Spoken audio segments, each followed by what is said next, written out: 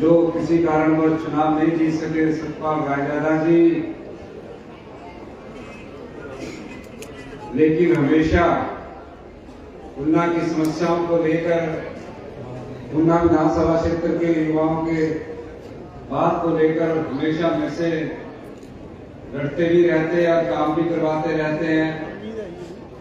जिला उन्ना के हमारे कांग्रेस कमेटी के अध्यक्ष रंजीत राणा जी, हमारे युवा कांग्रेस के प्रदेश के अध्यक्ष हमारे निगम भंडारी जी, एनएसयूआई के प्रदेश के अध्यक्ष चतर सिंह जी, मंच पर विराजमान विवेक शर्मा जी, पूर्व हमारे प्रदेश कांग्रेस कमेटी के अध्यक्ष कुलदीप कुमार जी, सभी मंच पर विराजित सम्मानित हमारे अतिथिगण, एनएसयूआई यूथ कांग्रेस सेवा दल विजय डोगरा जी, सभी सम्मानित युवा साथी, बुजुर्गों, माताएं, बहनें, प्यारे बच्चों, एक साल पहले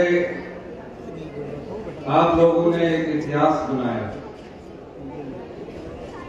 और वो इतिहास हमीरपुर संसदीय क्षेत्र से बना, जब एक ही संसदीय क्षेत्र से पहली बार आजादी के बाद मुख्यमंत्री बने और उन्ना विधानसभा क्षेत्र से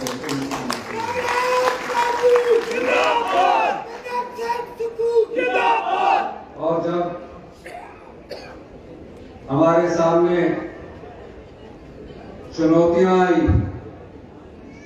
हम दो, मैं और उप मुख्यमंत्री महोदय एक महीने तक उन चुनौतियों का कैसे सामना करना है इसका अध्ययन करने लगे। हमें पता लगा कि सरकार तो बन गई है, लेकिन सरकार चलाने के लिए पैसे नहीं है। अधिकारियों से बैठक हुई और तकरीबन जब हमने देखा कि 75,000 करोड़ रुपए का कर्ज हिमाचल प्रदेश की सरकार और हिमाचल प्रदेश की जनता पर चढ़ा हुआ है, मैं और मुकेश अग्निहोत्री रात के 12-12 बजे तक बैठे रहे, सब विभागों को खंगाला और पाया कि हिमाचल प्रदेश कर्ज के बोझ के नीचे दबता जा रहा है। मुकेश अग्निहोत्री जी ने व्हाइट पेपर रखा, उसमें किस प्रकार की स्थिति हिमाचल प्रदेश की है उसका पूरा व्याख्यान उसमें किया गया।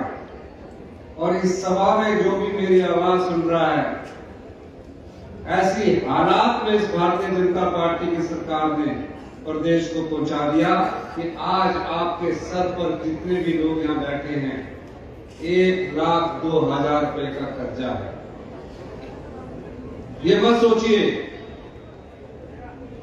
ये मुख्यमंत्री और सरकार है, ये आप ही के पास से निकलेगा, ये आप ही की जेब से निकलेगा, लेकिन सरकार कैसे चलनी चाहिए और आने वाले समय में हिमाचल प्रदेश कैसे आत्मनिर्भर बने और हिमाचल के युवाओं को कैसे रोजगार मिले, किसान को फसल का मूल्य कैसे अच्छा मिले, महिलाओं को कैसा सम्मान मिले, पूरा एक महीने हम दोनों लोग चर्चा करते हुए और अंत में हमने ये कहा कि हमें कुछ सख्त फैसले लेने पड़ेंगे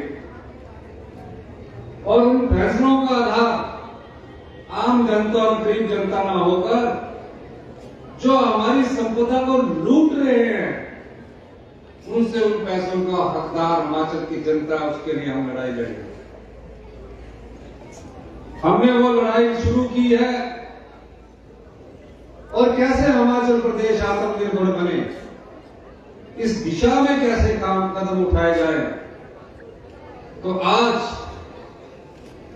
उन्ना जिला से हिमाचल प्रदेश आत्मनिर्भर बनने का जो हमारा रास्ता है वो तय किया जा रहा है।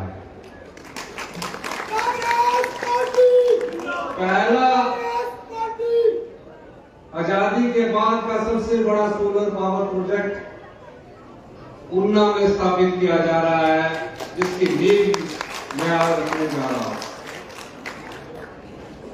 इसके अलावा और भी प्रोजेक्ट उन्ना में आने आ रहे हैं। मुकेश जी ने मेरे ध्यान में लाया, राजा जी मिले कि काफी समय से पीजीआई का सैटेलाइट सेंटर उन्ना में बनना है।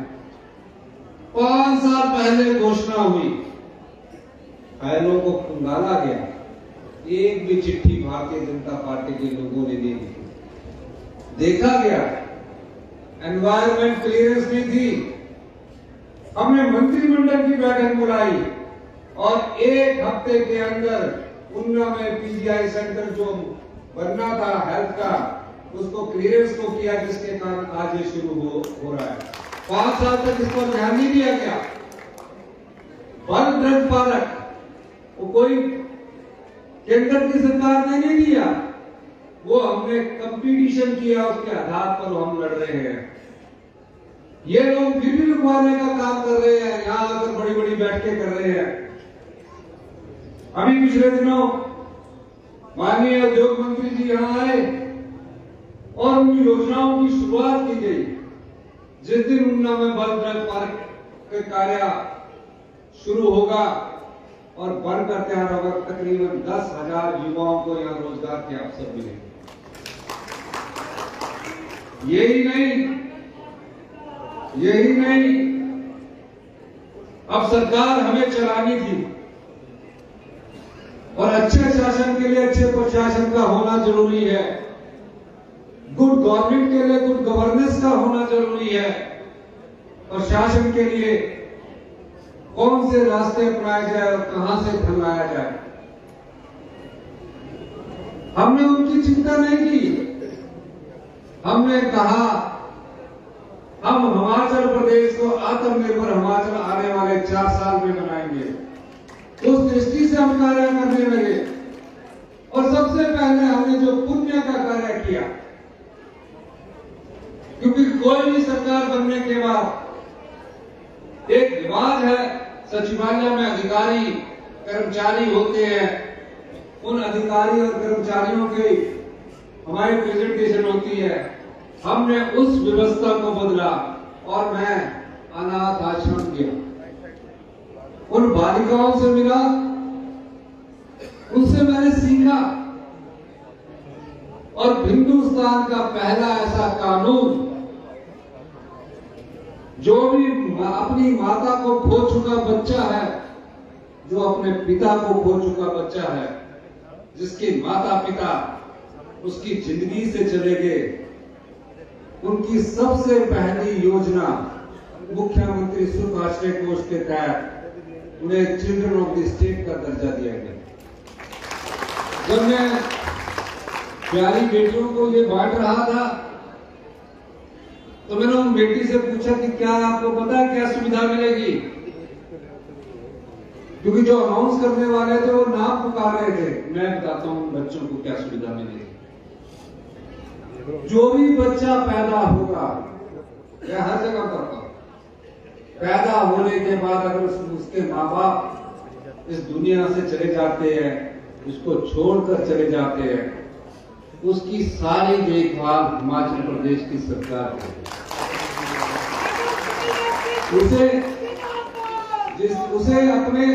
जिस तरह हम अपने परिवार में कोई बेटी होती है, कोई बेटा होता है, उसको पढ़ाते हैं, उसी तरह सरकार उसकी पूरी पढ़ाई का खर्चा वहन करेगी। 18 साल से नीचे वाली बेटी बेटा 2,500 रुपया सरकार की तरफ से मिलेगा प्रत्येक माह। उसके बाद 18 साल के बाद क्या करें? हमने कहा 18 साल के बाद भी जिस बेटी या बेटे ने अपने पिता माता को खो दिया है, अगर वो मेडिकल कॉलेज में सिलेक्ट होता है, उसकी मेडिकल कॉलेज की फीस भी और हॉस्टल की फीस भी सरकार देगी। यही नहीं, जब कोई बच्चा मेडिकल कॉलेज, ITI, प्रोफेशनल में चला जाता है, IIT में चला जाता है, IIM में चला जाता है, चाहे उसकी 2 लाख रुपया फीस होगी, उन अनाथ बच्चों की सरकार देगी। और जिस तरह हम अपने बच्चे को कॉलेज जाने के लिए जेब में कभी माता से कभी पिता से वो पैसे लेता है, कभी माँ उसको 500 रुपया या 100 रुपया देती है, हमने फैसला किया ऐसे प्रत्येक बच्चे को प्रत्येक माह 4000 रुपए की मैसिव पॉकेट मनी मिलेगी। उसे सर्दी के लिए कपड़ों के लिए 10,000 रुपया मिलेगा, गर्मी के कपड़ों के लिए 5,000 रुपया मिलेगा। उसे जिस तरह हम घूमने मंदिरों में जाते हैं, टूरिस्ट स्थलों पर जाते हैं, उसे घूमने की सुविधा भी सरकार उपलब्ध करवाएगी और वो बाई एयर उपलब्ध करवाएगी अगर बाहर जाना होगा, और 3 स्टार होटल में रहने की सुविधा भी मिलेगी। जिस बेटे की या बेटी की शादी होनी होगी उसको 2 लाख रुपया मिलेंगे। और अगर उसने अपना काम शुरू करना है, एक बेटी आई उसने कहा मैंने अपना ब्यूटी पार्लर खोलना है, सरकार ने उसे 2 लाख रुपया अनुदान के रूप में दिया। अगर उसके पास जगह नहीं है, कई माँ बाप ऐसे होते हैं जिनके पास जगह नहीं है, सरकार की तरफ से शहर में 2 बिस्वे और गांव में 3 बिस्वा जगह उपलब्ध करवाई जाएगी और उसे मकान बनाने के लिए 3 लाख रुपए की उपलब्ध धनराशि उपलब्ध करवाई जाएगी। ये सरकार का पहला पुण्य कार्य है। आर्थिक बदहाली के दौर पर भी हमने कहा कि हमारी सरकार जो कहती है उसको करना है। 1,36,000 कर्मचारी अधिकारी जिन्होंने हिमाचल प्रदेश में विकास की गाथा लिखी है, उसके लिए हमें कैसे फैसला करना है, यही अधिकारी है, यही डिप्टी कमिश्नर उस समय के लगे हुए हैं, यही एसपी उस समय के लगे हुए हैं, पर हम काम करना जानते हैं। हमने फैसला किया, कैबिनेट ने फैसला किया, 1 महीने बाद हमारी पूरी कैबिनेट मिली। पहले तो हम ही 2 थे, 1 महीने तक तो मैं और मुकेश अग्निहोत्री जी थे, हम ही कर रहे थे। और हमने 1,36,000 कर्मचारियों का बुढ़ापे का ये दृष्टिकोण अपनाते हुए कि ये मान्य दृष्टिकोण होना चाहिए, क्योंकि मैं भी खुद एक कर्मचारी का बेटा हूं, हमने उन्हें ओल्ड पेंशन स्कीम दी। अभी 11 महीने हुए हैं और मैं ये कहना चाहता हूं, मैं दावे के साथ कह सकता हूं कि जो पिछली 5 साल सरकार थी उसने जनता को ठगा है। अब इनके जो सांसद भी आ रहे हैं वो भी जनता को ठग रहे हैं।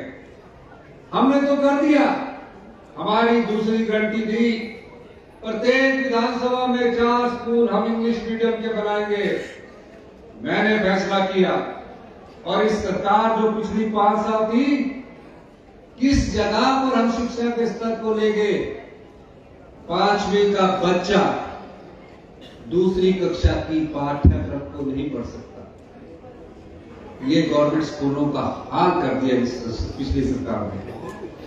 हमने फैसला किया कि शिक्षा में व्यापक स्तर पर व्यवस्था परिवर्तन होना चाहिए और हमने कहा प्रत्येक स्कूल में जो अगला एकेडमिक सेशन होगा उसमें सभी स्कूलों में इंग्लिश को अनिवार्य कर दिया जाएगा, इंग्लिश पढ़ाने को अनिवार्य कर दिया जाएगा। एक ही स्कूल का कैंपस है, प्राइमरी एजुकेशन का कैंपस एक ही कैंपस में है, एक अलग खिचड़ी बना रहा है और सीनियर सेकेंडरी का अलग खिचड़ी बना रहा है। हमने इन नियमों में भी परिवर्तन कर दिया और आप देखेंगे कि आने वाले स्कूलों में, आने वाले समय में हमने एक क्लस्टर स्कूल की योजना बनाई है।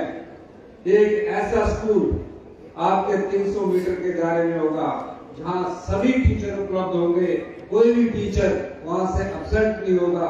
इस दृष्टि से भी हमारी सरकार कार्य कर रही है। हेल्थ सेक्टर में आज हम निचले स्तर पर पहुंच चुके हैं। कोई ज्यादा उसमें सुधार इस सरकार ने नहीं किया। हमारी सरकार ने 11 महीनों में ये फैसला किया गया, सीटी स्कैन, एमआरआई 20-20 साल हो गए खराब पड़ी हुई है, पेट स्कैन नहीं है। और आपको एक और मैं बात बता देना चाहता हूं, जब रायजादा जी कह रहे थे कि 5 गांव में कैंसर के केस बढ़ रहे हैं, हिमाचल प्रदेश हिंदुस्तान का दूसरा ऐसा प्रदेश बनता जा रहा है जहां कैंसर के सबसे अधिक पेशेंट होते जा रहे हैं। इस दृष्टि से हमने स्टडी किया और जो पानी की योजनाएं हैं उसमें हम हाई एंड टेक्नोलॉजी मानिया वो मुख्यमंत्री जी के माध्यम से हम उसमें लाने जा रहे हैं। इन्होंने उसको भी, उस सेक्टर का भी सत्यानाश कर दिया और अब जनता को ठगने लगे। 2020 में हजारों युवाओं ने 2,29,000 युवाओं ने अपना JOIT का टेस्ट दिया। 2 लाख से अधिक युवा साथ उसमें बैठे और 2020 से हमारी सरकार नहीं थी, इनकी सरकार थी, वो न्यायालय में घूमते रहे। हमारी सरकार ने अच्छे वकील करने के बाद खुद मैंने व्यक्तिगत रुचि लेकर उस 817 पोस्ट का रिजल्ट 4 साल बाद सुप्रीम कोर्ट से उन युवाओं के हक में करवाया जो पिछले 4 साल से न्याय की लड़ाई कर रहे हैं। यही नहीं, एक और रिजल्ट 939 पोस्ट का नंबर 295 उसमें हमने JOIT भरने थे। पहले बारे में हमने 1867 भरने थे, वो भी 4 साल से लटकाया। हमने सुप्रीम कोर्ट से वो लड़ाई भी जीती, अब उनको जल्दी ही रोजगार मिलने वाला है। 5 साल में ये सरकार, पिछली जो भारतीय जनता पार्टी की जयराम सरकार थी, आंखें बंद करके रही। 100 करोड़ का माइनिंग घोटाला हो गया। सबॉर्डिनेट सिलेक्शन बोर्ड से पेपर लीक होते रहे। पुलिस की भर्ती में पेपर लीक हुआ। क्रिप्टोकरेंसी घोटाला हो गया। लेकिन इस सरकार के काम में जूं तक नहीं रहेंगी। और आज इन सब चीजों के बाद भी जनता को ठग रहे हैं। हमने इन सब चीजों से लड़ने का निर्णय किया है। हम जानते हैं कि गांव के आदमी को किस चीज की जरूरत है। आप थोड़ा इंतजार कीजिए। हिमाचल में हम वो योजनाएं लाने जा रहे हैं जहां युवाओं को रोजगार मिलेगा, किसान को सम्मान मिलेगा, महिलाओं को सम्मान मिलेगा। लेकिन हम वो योजनाएं अपने उसी आर्थिक संसाधन पर ला सकते हैं जितना जेब में पैसा है। आज हमारी कमाई अगर 100 रुपया है, खर्चा 170 रुपया है। 70 रुपया हम उधार उठाते हैं। इस स्थिति में हिमाचल प्रदेश पहुंच चुका है। और ये लोग आए दिन हमसे सवाल पूछते हैं, हमारी गारंटियों के बारे में पूछते हैं। हमारे गारंटी पत्र में 10 गारंटियां हैं। 7 में से 3 गारंटियों को हमने पूर्ण कर दिया है। अभी हम हिमाचल प्रदेश के लोगों के लिए तीसरी जो गारंटी है वो 680 करोड़ की स्टार्टअप योजना का प्रथम चरण हमने शुरू कर दिया है। जो भी बच्चा ई-टैक्सी लेगा, युवा साथी, अगर 20 लाख रुपए की टैक्सी होगी, क्योंकि हम अपने पर्यावरण के साथ भी समझौता नहीं करना चाहते, हमने कहा कि 20 लाख की टैक्सी में हम 10 लाख रुपए की सब्सिडी अनुदान देंगे। ये पहली योजना शुरू हो चुकी है। दूसरी योजना हिमाचल के युवाओं के लिए आने वाली है, जिसके पास जगह है। आज मैं देखता हूं, पूरे देश में जाता हूं तो मुझे हिमाचल का युवा साथी मिल जाता है। किस काम में लगा हुआ? कई बार बेटे के काम में लगा हुआ। मैं पूछता हूं कि कितने पैसे मिलते हैं? 15,000 रुपया। कहां लगा है? बेंगलोर, हैदराबाद। 15,000 के लिए हमने एक योजना इनके लिए बना रहे हैं, जिनके पास जगह है, कि जिसके पास 6 कनाल जगह होगी उसमें 100 किलोवाट का सोलर पावर प्रोजेक्ट लगाया जाएगा और 25 साल तक उसकी बिजली हिमाचल प्रदेश सरकार दे देगी। ताकि उसकी जेब में पैसा आए। ये 500 किलोवाट की योजना जल्दी ही हमारी दूसरी स्टार्टअप योजना के तहत आने वाली है। तीसरी, किसान की खेती कैसे आय बढ़े। आज किसान खेती से क्यों विमुख हो रहा है, उस दृष्टि से भी हमारी सरकार कार्य कर रही है कि किस प्रकार किसान जिसने पशु पाल रखा उसके दूध का उचित मूल्य मिले, जो वो कनक उगा रहा है अगर वो नेचुरल खेती में उगा रहा है तो उसे कितने पैसे मिलने चाहिए, इस दृष्टि से भी हमारी सरकार कार्य करने की कोशिश कर रही है। मैं ये बात इसलिए कह रहा हूं, ये सब योजनाएं आने वाले समय में आपके पास आएंगी। युवा साथियों से मैं कहना चाहता हूं कि इन योजनाओं का आप लाभ उठाइए, घर बैठ के पैसा कमाइए। ये सरकार की एश्योरेंस होगी कि आपके घर में अकाउंट में पैसा आए। इसके साथ तकरीबन 10,000 नौकरियां तो आईपीएच विभाग में इस वर्ष निकलने जा रही है। 2061 बल मित्र हम नियुक्त करने जा रहे हैं।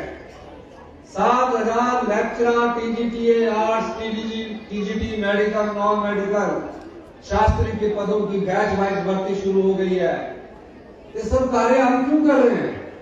ताकि हिमाचल के युवाओं को रोजगार सरकार में मिले। यही नहीं, जब हमने देखा सबॉर्डिनेट सिलेक्शन बोर्ड में हमीरपुर जिले में था, 4 साल से पेपर लीक हो रहे थे, बिक रहे थे। जो मेरिट वाला बच्चा था, उस मेरिट वाले बच्चे को नौकरी नहीं मिल रही थी। नौकरी किसको मिल रही थी? जिसने पेपर खरीदा हुआ था। हमने उसको भी भंग किया, उस पर भी चोट की। और आज मैं दावे के साथ कह सकता हूं कि आने वाले समय में राज्याचार्य नियोग में जो पेपर होंगे उसमें पेपर लीक जैसी कोई घटना नहीं होगी। यह सरकार की कर्तव्य निष्ठा है। अभी हमने पिछले कल ही कैबिनेट में 1230 स्पेशल कमांडो फोर्स की हमने नियुक्ति करने के बारे में अधिसूचना जारी की है, जिसमें 30% आरक्षण महिलाओं को दिया जाएगा। ये सरकार की कमिटमेंट, ये सब चीजें आने वाले समय में हिमाचल के लोगों के उत्थान के लिए है। हम उस दिशा में आगे बढ़ चुके हैं। एक बात और मैं कहना चाहता हूं, इतिहास की सबसे बड़ी आपदा हिमाचल प्रदेश में पिछले दिनों में आई। मुझे प्रत्येक क्षेत्र में जाने का मौका मिला। कुल्लू में अथाह तबाही हुई, उन्ना में तबाही हुई, 16,000 घरों को नुकसान पहुंचा। 4,000 घर पूर्णतया पक्के क्या कच्चे क्या नष्ट हो गए। मैं जानता हूं हिमाचल के लोगों का, आम आदमी का दर्द मैं जानता हूं। बड़ी मुश्किल से एक घर बनता है, पाई पाई छोड़कर जब घर बनाया जाता है और इस आपदा में वो ढह जाए, नष्ट हो जाए, सारा सामान उसमें रह जाए, सिर्फ अपनी जान बचाई। कई जगह तो जाने भी हमें छोड़कर चली गई। 500 के करीब लोग मौत के शिकार हुए। हमने उस आपदा की लड़ाई को लड़ा और इस आशा के साथ कि केंद्र सरकार हमारी मदद करेगी। भारतीय जनता पार्टी के जो विधायक दल के नेता जयराम ठाकुर है वो मदद करेंगे। जैसे कि मुकेश जी ने बताया कि विधानसभा में प्रस्ताव आया, पहला बार हिंदुस्तान का ऐसा विधायक दल है जो हिमाचल के लोगों के साथ आपदा में भी नहीं खड़ा हुआ। और जबकि विधानसभा में प्रस्ताव भी हो रहा है, हमने उसे सरकारी संकल्प मान लिया।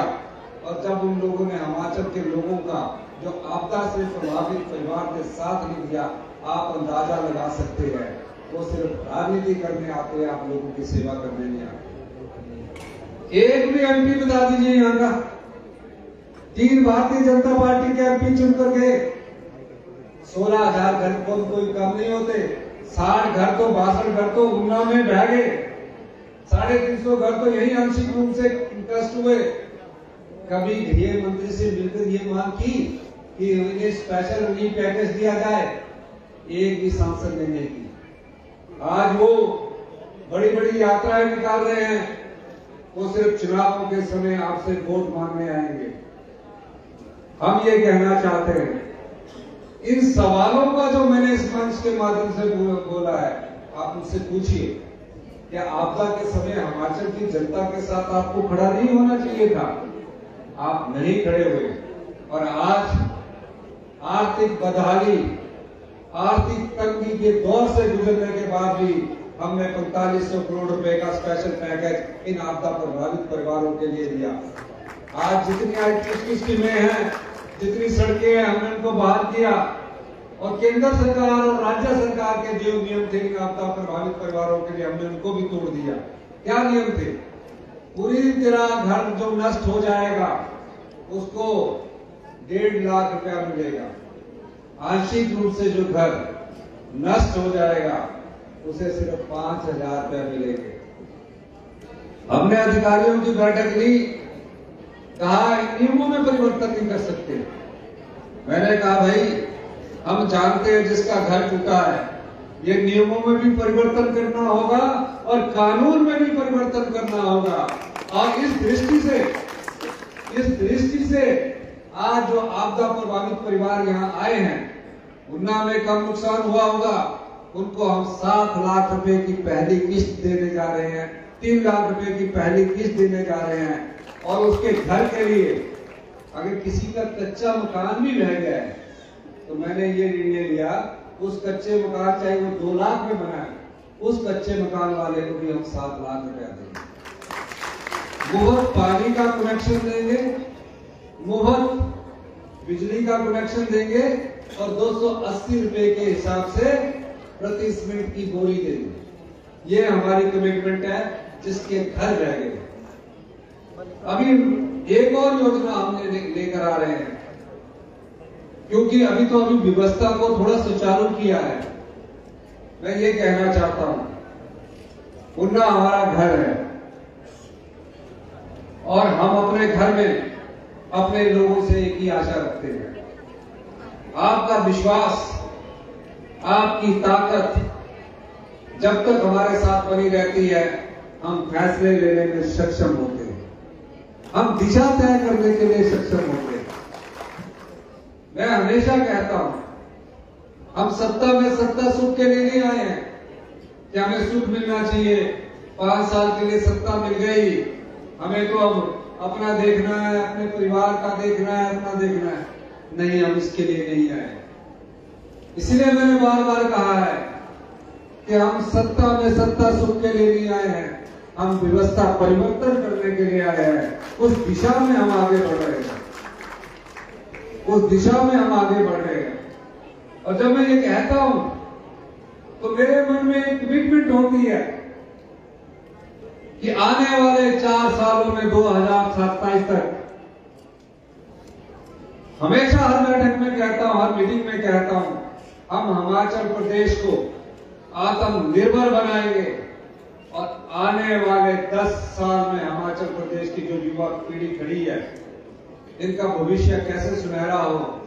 10 साल में हिमाचल प्रदेश हिंदुस्तान का, 10 साल में हिमाचल प्रदेश 2032 तक हिंदुस्तान का सबसे समृद्धशाली और अमीर राज्य होगा। इस दिशा में सरकार ने कार्य करना शुरू कर दिया। ये हम भाषण से नहीं कह रहे, ये वास्तविकता है, ये सच्चाई है। और इस दिशा में हमारे मुख्यमंत्री महोदय है, मंत्रिगण के अन्य सदस्य है, रोज हमारी चर्चा होती रहती है। मैं, हमारे जो मुख्यमंत्री मुकेश जी है, ये जो भी दिशा निर्देश देते हैं, ये कई बार दिशा निर्देश हमें देते हैं कि हम सब लोग मंत्रिमंडल की बैठक में बैठते हैं, हम सब लोग सोच विचार करके उस पर अमल करते हैं, क्योंकि हम लोग जानते हैं कि जनता की पीड़ा क्या है। मैं जानता हूं, क्योंकि मैं आम परिवार से निकल कर आया हूं, आपके दर्द को भी जानता हूं, आपकी पीड़ा को भी जानता हूं, और उसको दूर करने की क्षमता भी हमारी सरकार रखती है। मुकेश जी को कांग्रेस पार्टी ने बहुत बड़ा सम्मान दिया है। सभी विधायक ऊना के आप जीत कर आए हैं, सतपाल रायदास जी, दुर्भाग्यवंश जी नहीं जीत पाए। कई बार हार होती है, कई बार जीत होती है, लेकिन हमारे लिए तो उन्ना विधानसभा क्षेत्र के यही विधायक है।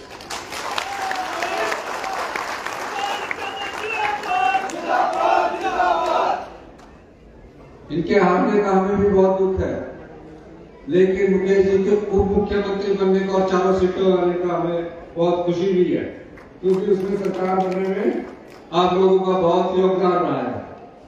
अभी सभी विधानसभा क्षेत्रों को मैं दौरा करूंगा। भूटो जी बैठे हुए थे कि मेरे क्षेत्र में कब आना है, बबलू जी या चैतन्य जी, ये सब क्षेत्रों में हम जाएंगे। आप तो घर के सदस्य हैं। अब लोकसभा चुनावों में आपको कुछ प्रश्न पूछने हैं। 5 सालों में इनसे पूछिए कि सबॉर्डिनेट सिलेक्शन घोटाला किसके समय हुआ, आपने क्यों नहीं एक्शन लिया? पुलिस पेपर लीक घोटाला किसके समय हुआ, आपने क्यों नहीं एक्शन लिया? पिछले कई सालों से माइनिंग घोटाला चल रहा था, 100 करोड़ रुपए का माइनिंग घोटाला हुआ, आपने क्यों नहीं एक्शन लिया? क्रिप्टो करेंसी घोटाला हुआ, आपने क्यों नहीं एक्शन लिया? ये एक्शन नहीं ले रहे थे, ये अपने कैडर के और अपने परिवार के लोगों की नियुक्तियां करवा रहे थे। हम ऐसा नहीं करेंगे। हम गरीब और जो योग्य आदमी होगा उसकी भर्ती करेंगे। और अनुराग ठाकुर जी से भी पूछिए कि ऊना से हमीरपुर के लिए ट्रेन कब चलेगी, कब वो छुप छुप करके हमीरपुर पहुंचेंगे और आप बैठकर हमसे मिलने वहां भी आएंगे। ये सब चुनावों के वक्त बड़ी बड़ी बातें करते हैं। हम चुनाव की दृष्टि से राजनीति नहीं करते और ना सेवा करते हैं। हम राजनीति में सेवा भाव से आए हैं। 2-3 साल में आप लोगों की तकदीर बदलेगी, ये निश्चित है। और जो गारंटियां हमारी महिलाएं बैठी है, सबसे पहले उन महिलाओं को हम देना चाहते हैं जो विधवाएं हो चुकी है। और हम जिलाओं में हमने एक गारंटी का, जैसे कि मुकेश ने कहा है, हम राज दर्शन निभाना चाहते हैं, हम जानते हैं, हम उसको निभाएंगे। आप निश्चित रहिए, आप तो 5 साल कुंभकर्ण की नींद सोए रहे और ऐसी प्रजा मिली कि लूट होती रही और आप आंखें बंद करके सोते रहे। हम ना तो प्रदेश की संपत्ति को लूटने देंगे और ना ही लुटाने देंगे। निश्चित तौर पर मैं कह सकता हूं कि हमारी जो संपदा है उससे हम आय अर्जित करेंगे और आम आदमी के बीच में, आम परिवार के बीच में, गरीब किसानों के बीच में हम उस संपदा को बांटेंगे। इन्हीं शब्दों के साथ एक बार फिर से मैं आप सब लोगों का धन्यवाद करता हूं, इस आशा के साथ आत्मनिर्भर हिमाचल क्या जो पहला पड़ाव है वो आज ऊना से शुरू होने जा रहा है और 4 साल में हिमाचल प्रदेश आत्मनिर्भर बनेगा। इन्हीं शब्दों के साथ आप सब लोगों का बहुत बहुत धन्यवाद। मुकेश जी हमारे बड़े भाई है, हम दोनों की जोड़ी बहुत अच्छा काम कर रही है। कई लोग राजनीति में कई प्रकार की बातें करते हैं, हम लोग मिलजुल कर बात करके आगे बढ़ रहे हैं। और ऊना में अभी ट्रिपल आईटी में एक ही तरह प्रस्ताव आए हैं कि वहाँ ट्रिपल आईटी से एक कोर्स हिमाचल के लोगों के लिए होना चाहिए। हमारी सरकार उस पर भी विचार कर रही है। और राजनागा जी ने जो बाईपास की सड़क की बात की है, उस बाईपास की सड़क का हम सर्वे करवाएंगे।